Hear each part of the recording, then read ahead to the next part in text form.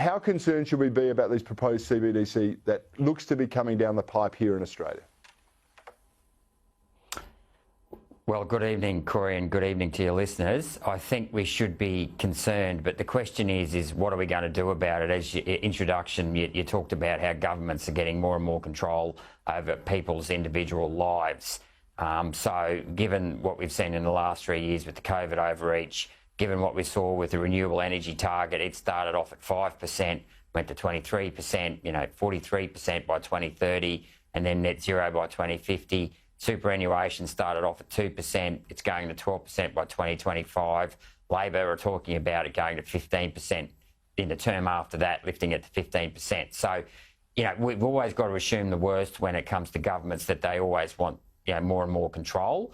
And so, therefore, we do have genuine, valid reason to be concerned about the digital currency. Yet again, though, on the other hand, we've got, while the government wants more control, there's much less accountability. The RBA is an independent body that basically has got away with jacking interest rates down to zero and then jacking them back up. 8 interest rate rises in a row. No one gets sacked. Norman Swan from the ABC, no one's held accountable at the ABC. No one's held accountable at the Bureau of Meteorology. So we have got, a bureaucracy which is effectively, as far as I'm concerned, our shadow government. And I can, having been through 3 years of estimates now with the bureaucrats, they do nothing but obfuscate and lie in estimates. We've got a much bigger problem here, is how do we make governments much more accountable? Because at the moment, they are, and their bureaucracies are getting away with anything they want to. Yeah, it's a really interesting point. I think a lot of people are losing faith in governments, and I don't just mean this government, I think government overall, because the ministers don't seem to want to stand in the face of the bureaucracy, and it's like we're entering a European Union type thing where the politicians, say whatever they want, but the bureaucrats end up doing whatever they want as well. And you made that point very clear about the ABC, the Reserve Bank. Are the Reserve Bank up to the task of having this power of a central bank digital currency over us, or is it something that will be the purview of government eventually? Well, this will be the interesting question, because the RBA is technically an independent statutory authority, so they're the last people you would want in control of a digital currency. Not that you'd really want a digital currency in the first place. I mean, ultimately, currency should be limited to a monetary, a form of a monetary instrument. It shouldn't actually be used to control your own personal behaviour. But so really, it's a clever use of the word currency, but I'd call it more of a credit score or something like that, where they're actually, controlling you, and really we're probably not doing it justice by calling it a currency. I can't think off the top of my head what I would call it, but it's more like a big brother form of control, and it needs a word that, is more akin to that rather than calling it a currency, which I think gives it some sort of licence that it shouldn't deserve. Yeah, well, that's a very good point too. And we've seen how it can be misused. I mean, let's just think about Canada, for example. It's meant to be a Western democracy. It's run by Justin Trudeau, and yet he froze the bank accounts of people who were protesting against his government, entirely legitimately, it turns out, and entirely reasonably, because the government was lying to them a lot. Now, that could happen here. As soon as we're purely digital and cash is no longer available, or people aren't accepting it, you could find yourself frozen out for spurious reasons. You've liked the wrong post on Twitter, or you've bought the wrong thing in the shop. It's a Chinese sort of social credit system could come into play very easily, couldn't it?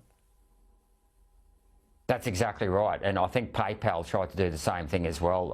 It got quickly shut down. And then I think we've seen in Oxford this week, they're talking about restricting how far people can travel to try and reduce their energy consumption. So you can see how it's all coming together from the point of view of Big Brother, whereby they can combine some sort of form of digital currency, still waiting on a better term, with your climate actions, with your, your views on social media, etc. You can see how it's all becoming more and more centralised.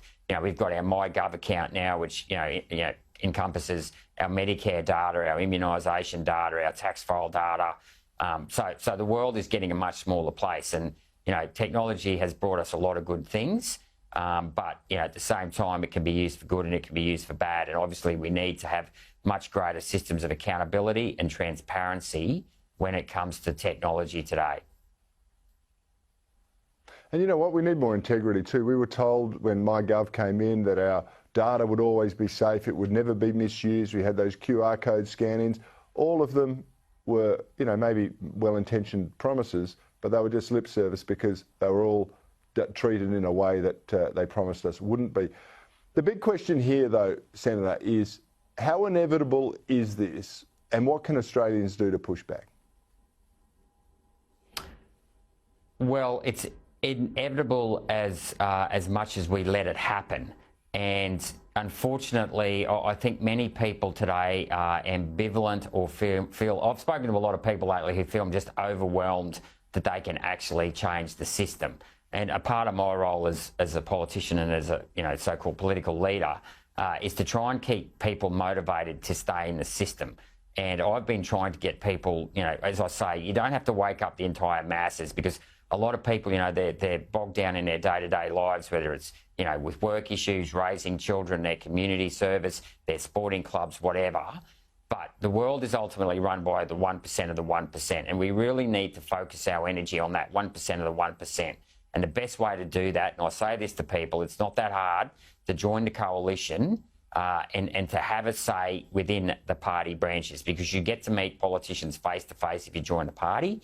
You can vote in the pre-selection, whenever they come up. And that's the way I think we really need to do it, because, if you take last year with the mandates, I think we had 30 or 40,000 people march up here in Brisbane, and, quite frankly, the protest didn't really achieve a lot. But, that's quite a lot larger than the number of people in the coalition. If they all joined a political party, the same political party, and I know yourself tried to have a go with your own party, probably didn't succeed like you wanted to. We really need to focus the conservative forces. And I say conservative forces, but it's more than that. It's about the little guy standing up for the rights of the little guy against Big Brother.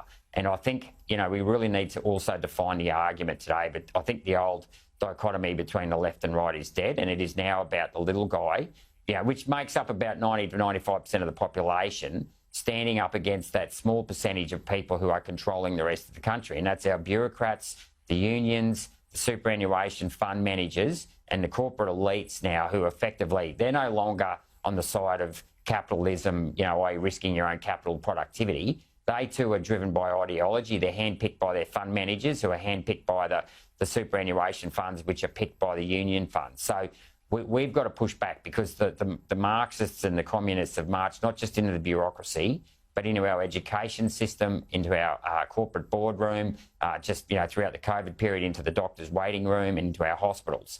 So we have the numbers on our side, but we have to get much more organised, and we have to concentrate our energy into the one body, which I believe is the coalition, to push back against Labor. And that will also require elected members to stand up and do their job, and stand up for those values of, protecting the dignity and worth of every individual, freedom of speech, freedom of conscience, reward for effort, family values, and not let the government take complete control of our lives. Senator Gerard Rennick, you are one of those who has stood up right through these last 3 years, and more strength to your arm, more credit to you, and beautifully put. Thank you very much for joining me on Bernardi tonight.